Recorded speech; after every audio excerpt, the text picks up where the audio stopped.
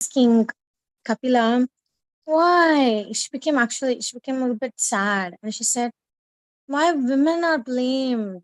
She's asking. So that's a very relevant question for all of us. First, she was confused. If a woman's association is so degrading, why do the Vedas endorse marriage? She asked. And then Kapila explained marriage was recommended for men who were already attracted to women and to regulate them and limit their association. Devahuti's heart ached. She's like tears in her eyes. Why were women portrayed as a man's enemy? She asks. Were they not spirit souls who could also be Krishna's devotees? Was she intrinsically wicked just because she's inhabited a woman's body? Oof, that's a very heavy question. Very, very heavy question. Sometimes Shastras give extreme statements, but then it needs to be understood in the proper context. Devahuti is asking this question here, and Kapila said, Mother, it is not a question of either men or women being wicked. It's simply a matter of what keeps us entangled in material life. A man becomes attached to a woman for her service, her beauty, and other assets. Then, in his next life, he gets a female body. The woman then becomes attached to a man and what he gives her, like home, children, and wealth. This keeps her bound up in material existence. Just as a hunter sings sweetly to lure deer to their destruction, similarly, the illusory energy presents a woman with a husband, children, and home just to keep her attached to the world of death. Devahuti wiped away her tears. Kardama would have known this. He had left because it was best for them both. She looked at Kapila's effulgent face. His instructions were her only hope. She focused her mind again as she continued to speak. In illusion, the living being wanders life after life from planet to planet in different species due to his karmic destiny. He continuously tries to enjoy the results of his work and therefore perpetuates his bondage. According to his acts, he is awarded bodies endowed with appropriate mind and senses. When a chapter of his karma comes to an end, that is called death. And when a new chapter begins, it is called birth. Death simply means that the material senses no longer function. The senses also sometimes stop working due to disease. For example, one may become blind. However, this seer remains. Similarly, death means that the body's senses no longer function. However, the person who enjoyed those senses still exists. When one receives a new set of senses with which he again begins to identify, that is called birth. Therefore, knowing that he is different from the material body, one should neither fear death nor fall prey to excessive self-indulgence. Understanding himself to be Krishna's eternal servant, he should give up the misconception that he is the lord of material nature. He should be satisfied with whatever Krishna offers him without much personal endeavor, and be careful to utilize everything in Lord's service. Beautiful, beautiful point there.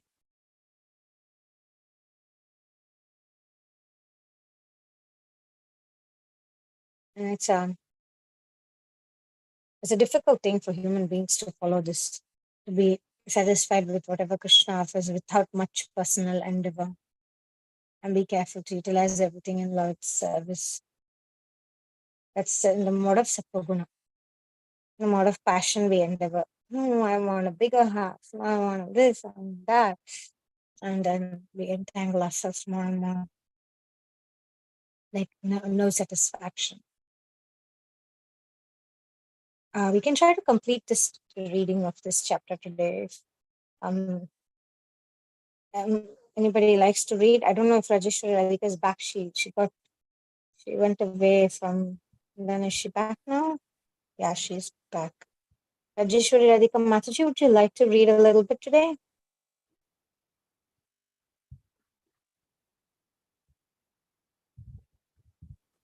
Yeah, sure.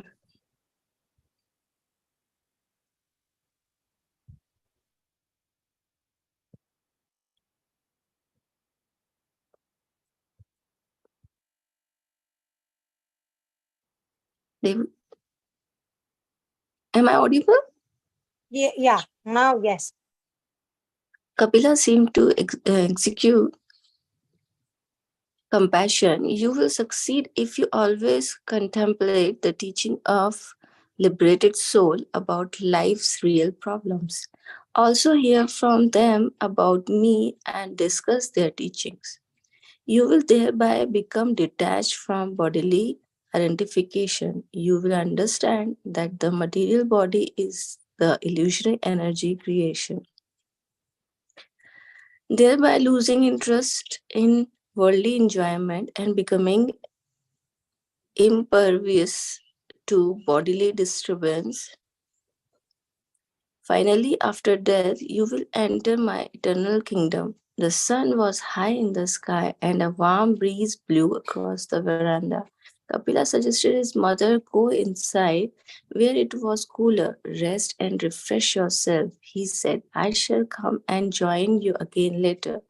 After Kapila left, Devhuti took a light lunch in the company of her friends. Afterwards, they discussed the morning discourse. Rangini said, what did he mean by threefold miseries? I once heard a sage describe those, said Medha. One type of suffering comes from one's own body and mind, another from other living being, and the third from natural phenomena such as heat and cold. That's right, said Devhuti. They are respectively called Adhyatmik, Adi Bhautik, Adi Daivik. Kadama told me about this also. As the lady spoke, a messenger arrived from Devhuti's sister Prasuti. Her daughter Sati had killed herself due to her father's neglect. Shiva had sent the powerful Virbhadra to avenge his wife's death. He explained in detail the havoc wreaked on Daksha's sacrifice. Your sister Prashuti is distraught. Her husband now has a goat's head. Devhuti could hardly believe her ears. She knew Daksha was prone to bribe, but in other ways he was a most religious and dutiful man. How had such a misfortune befallen him? Okay, we'll pause there. Mm. Any comments or questions? I mean, that must be like a shock, right? We read in Bhagavatam Daksha's story, like we kind of distant. But Devahuti sitting there and she's hearing about her sister and brother-in-law getting into this trouble, and Sati just died, and now Daksha, her brother-in-law, has a goat head. Like shocking news. Like when we hear some devotee's death or some devotee something happened or some relative something happened, how we get affected. So Devahuti is in a similar situation now. I was just remembering all these sisters, they married to Dharma. I think, no, they are the daughters of Dharma and they are Manu, married to, sorry? Manu. Yeah, Swayambhu and they are Manu. married to different, I think Rishis. Dharma or what the, sorry? Kashyapa. They are married to different rishis. Ha, Kashyap, ha, ha, ha. Ha, like that. ha. Kartama, Kashyapa, all these sages, Mhm. and we studied that actually in the Bhagavatam last. Actually, Rasasthali Mataji memorized them, right? Mm. She memorized which sister married which rishi.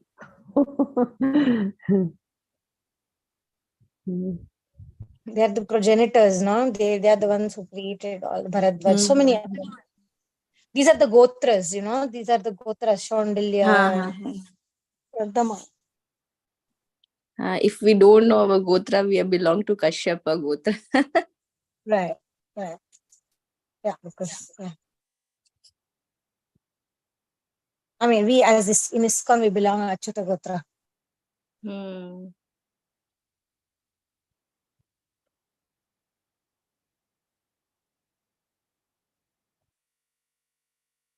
Okay, Rajasali Mataji, if you're okay in health, if you want to start chapter 32, otherwise Rajeshwari Radhika will continue. Okay, I'll read.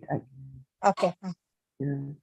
Chapter 32, Lord Kapila concludes his instructions. Kapila explains how various yoga practitioners attain different destinations and finally summarizes his instructions. Kapila returned in the late afternoon to find his mother pacing back and forth on the veranda. She did not greet him with her customary warmth, seeming distracted and anxious. When they were both seated, he noticed how her hands fidgeted nervously on her lap. He smiled reassuringly. What is troubling you, mother? Still disturbed by the news from her sister, Devahuti said, you have vividly described the terrible consequences experienced by attached householders who do not follow religious principles.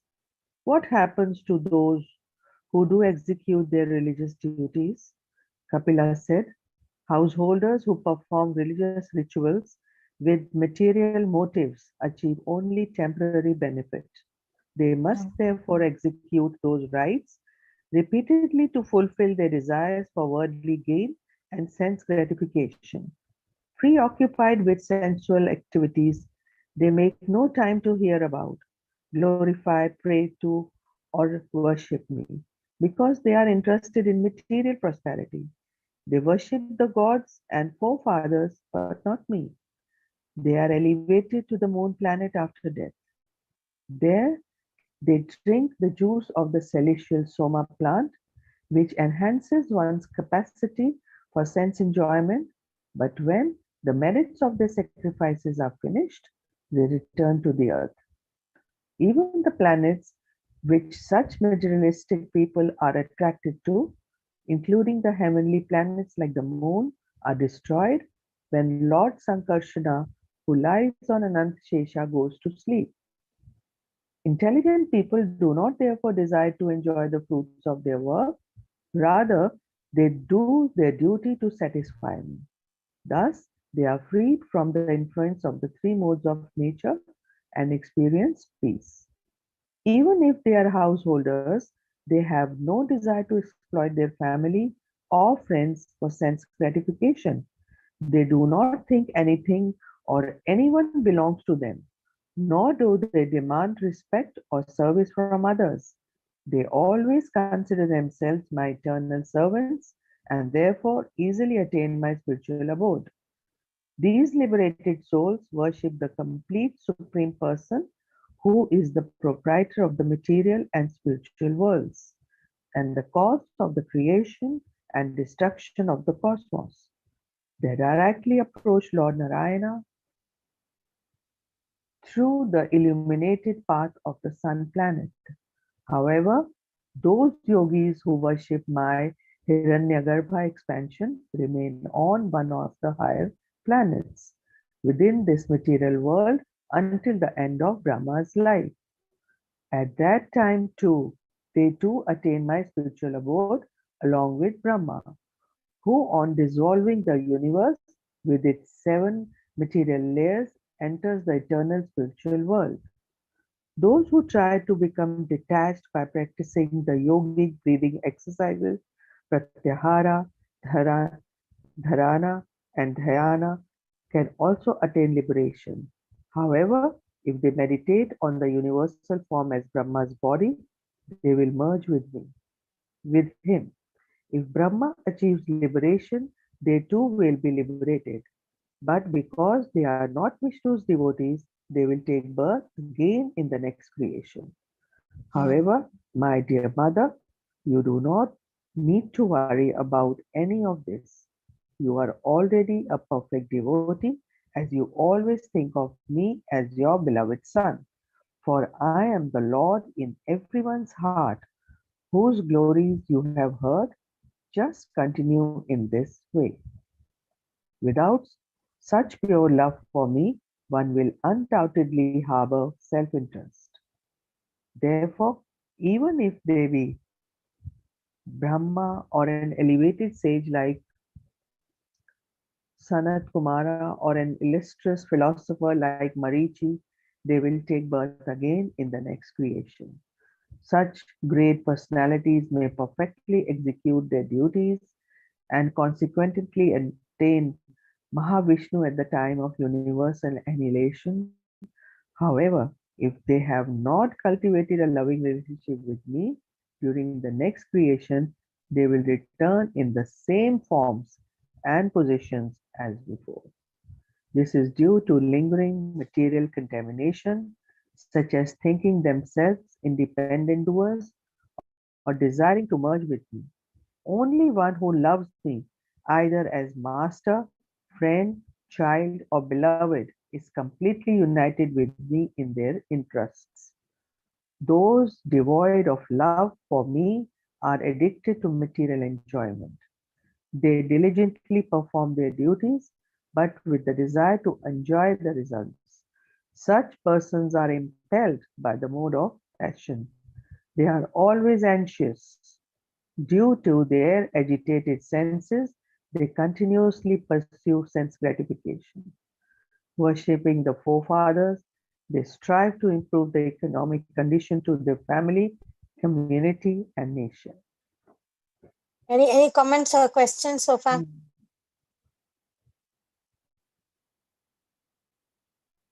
Okay, please, Mataji, continue this page also. Okay. Such seemingly pious people act religiously only because they believe it is the best way to attain prosperity and material enjoyment. However, they have no attraction to hearing about the transcendental pastimes of Krishna and his incarnations, which alone can free one from suffering. By the Lord's supreme order, such persons are condemned to repeated birth and death. They can be compared to stool-eating hogs because, neglecting to hear about Krishna's pastimes, they prefer to hear about the abominable activities of materialists. Although they ascend to the Pitri planet and enjoy heavenly delights, they later take birth on earth in their previous families and continue their materialistic pursuits. Devahuti wondered how, having attained such an elevated destination as Pitraloka, one attained return to the earth planet. Kapila said, in time, their pious credits are exhausted, and by Krishna's arrangement, they are obliged to return here again. For the same reason, even here we see that a very important person will suddenly lose his opulence. Wow, that is so true, right? Okay, we have 5 more minutes, so we can read this page also. Please go ahead. Devahuti thought of her brother-in-law Daksh, who despite enjoying great opulence and prestige had recently lost everything, including even his head. Oh Thinking my of God. his sister, Prasuti, she sighed sadly. Kapila spoke sympathetically, my dear mother, why that is why I advise you to take shelter of Krishna. His lotus feet are worth worshipping. Accept his instruction and serve him with loving devotion. You will thus be fixed in transcendence beyond material miseries. By always hearing about Krishna, glorifying him, remembering him, praying to him, and offering everything for his pleasure, anyone can easily attain transcendental knowledge and detachment from material life, as well as ultimately realizing their eternal spiritual identity. Devahuti looked thoughtful. What were the symptoms of one who had attained transcendental knowledge and detachment from material life? Kapila said, such an advanced devotee is equal in the face of both agreeable and disagreeable events, remaining fixed in service to Krishna in all situations. Beautiful. Yeah. Yeah.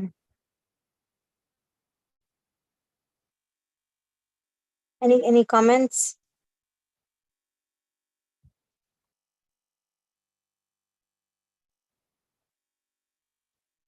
I mean, do you know anybody who is in this level?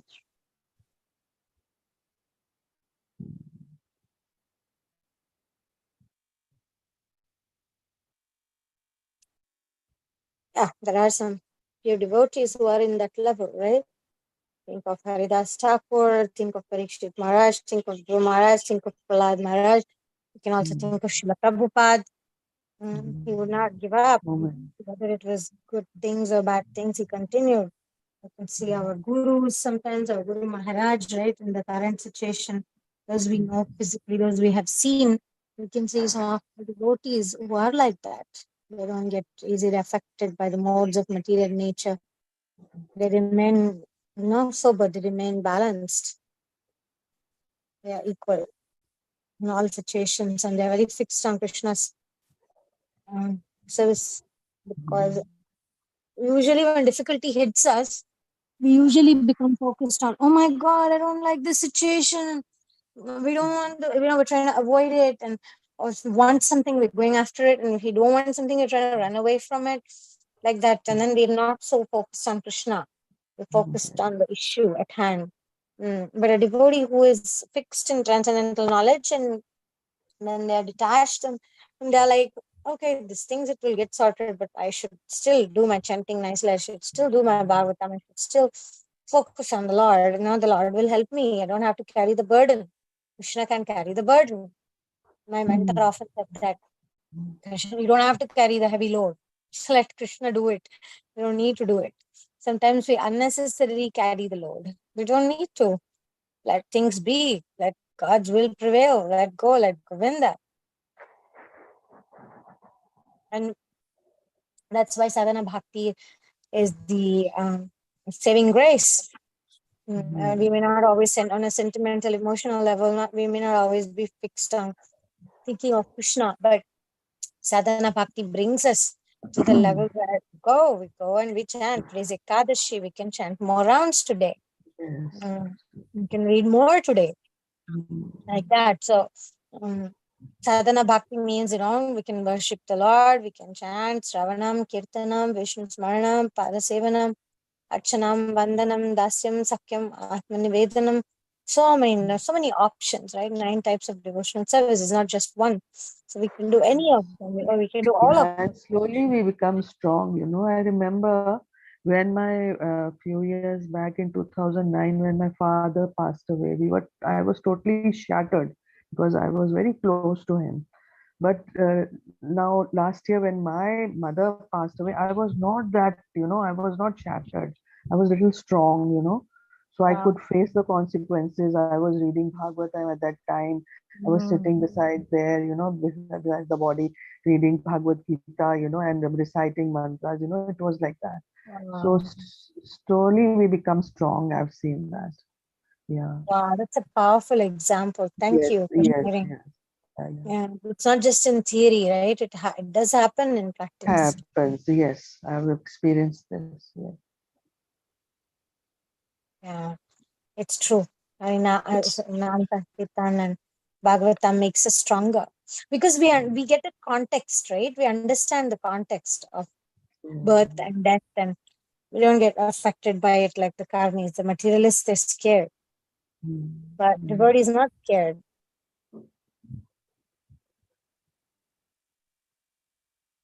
It's required a lot of efforts, if you know that we have to follow, not to follow our mind. We have to think that it's Krishna's mercy, but it's not happen all the time. It's at a very high level. But if we are in the association of devotees and like this kind of sangha, so that will be possible, I'm sure. That's true. We can't do it Absolutely. alone. But You when can't. we are with others, then it gets rubbed off. Like when Rasastali Mataji just said that, it inspired me, See, wow, you see that strength. She got the strength through Bhagavatam and chanting. So it gives me inspiration that, oh, I should also take shelter like that. Actually, my mentor often said that taking shelter is the key. Like when we suddenly become angry or upset or hurt, where do we take shelter usually? Usually it depends. Sometimes we take shelter in people, sometimes we take shelter in food. Each person has their own where we go and cling to. Some people go and take shelter of work. Now those who are called workaholics, like the different people take shelter in different things. So my mentor often takes shelter of Srimad Bhagavatam, and then I was thinking, wow, like no matter how busy the schedule is, midnight, 2 o'clock, studying Bhagavatam, chanting. No matter, there was a very difficult situation in my mentor's life recently, and it was so difficult. But then immediately take shelter of chanting, take shelter of Bhagavatam. That because that was a habit. It's a habit of keeping going to the holy name, keeping going to Bhagavatam, like that. And even devotees is good, but sometimes devotees have their own life, and it's not. Sometimes it becomes too demanding to expect them to be there for us. So we need to cling to the holy name. We need to cling to Bhagavatam. I mean, Bhagavatam, I can feel that. Really, I feel that shelter. Like for me, like this reading, morning readings is my clinging. I turn to that. Like early morning, I wake up and I'm like looking forward. This is the first thing I start with, and it gives me the grounding. Then at night, I'm going to sleep thinking, okay, tomorrow morning we'll resume what Kapila and I was thinking last night going to sleep. Oh my God, Devavati was asking why women are blamed. Tomorrow we'll read about that. So that's becoming my shelter. And slowly we're cultivating that habit. And that's why Nityam Bhagavata Sevaya. I mean, many people they may say it, but they're not practicing it. That's why within 24 hours at least we should spend 30 minutes studying Bhagavatam, connecting with Bhagavatam. You have given us this opportunity. Thank you so much. Thank you. It happens because you come and we read it Really, together. you have really Thank given us this you. opportunity.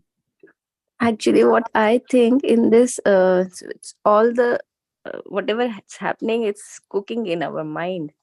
If we Yeah, yeah. just try to divert, if we involve in chanting or reading Srimad Bhagavatam, then we feel nothing because we just focus on something else. Then the rest thing is not affecting much.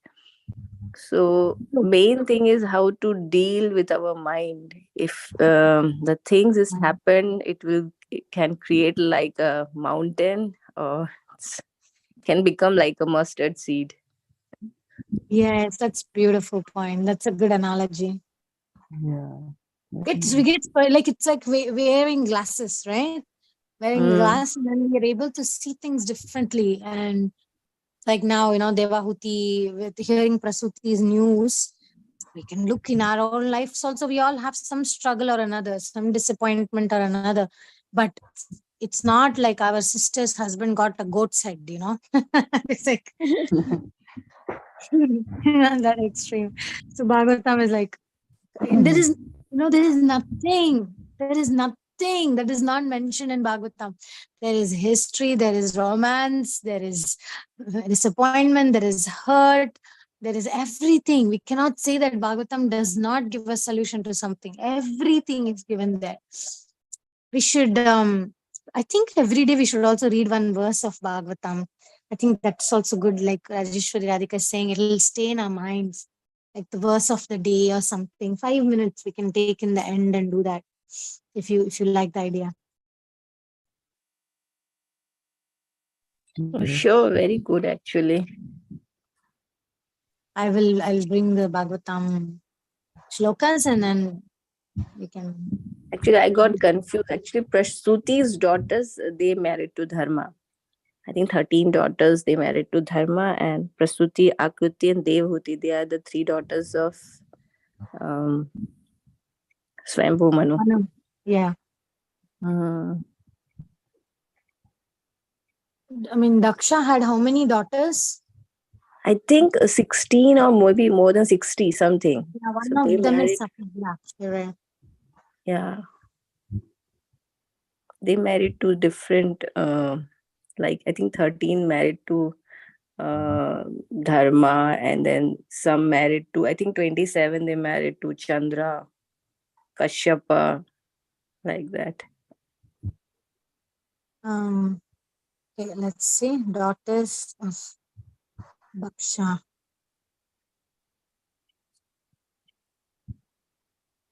27 daughters. Yeah, actually, all of them married Chandra. 27. They married Chandra and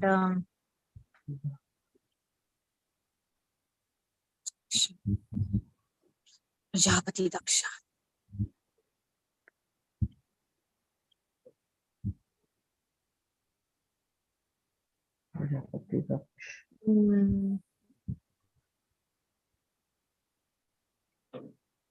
Okay. 10 of those daughters married Dharma. I mean, he had 60 daughters. So 10 of those married Dharma, and 13 of those daughters married Kashyapa. 27 of the daughters married moon god Chandra, and like that. And Sati married Shiva. I mean, not only like some of them married. Khyati married Bhigu. Marichi was married to Sambhuti. Smriti married Angiras. Priti married Pulastya. Kshama married Pulaha. Anusuya married Atri. You remember that Rasasali Mataji, Anusuya marrying Yes, Atri? yes. That was something you remember. Yes, yes, I do remember. Swaha married Agni. That also I remember. Yeah, that's a very good. I mean, always say like Swaha. Who is Yeah, Swaha during the yagya? yeah, It's a wife. exactly. Yeah. So, married Agni. who? Agni. Okay. Yeah. Actually, I Yeah. attended Wow. one class. In that class, when Prabhu was mentioning about these daughters, that's why I was little confused. It was very nice when he was explaining all the daughters, of Prasuti who married to different the big shots Rishi. in our scriptures. Yeah.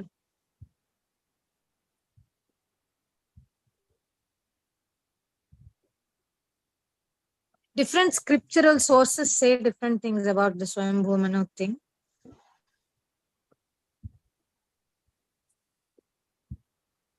Oh, Daksha had to married twice later in different lifetimes. Daksha married Prasuti in his first birth and Akshini in his second birth. That's why the rest comes in the Daksha he Yes. came again.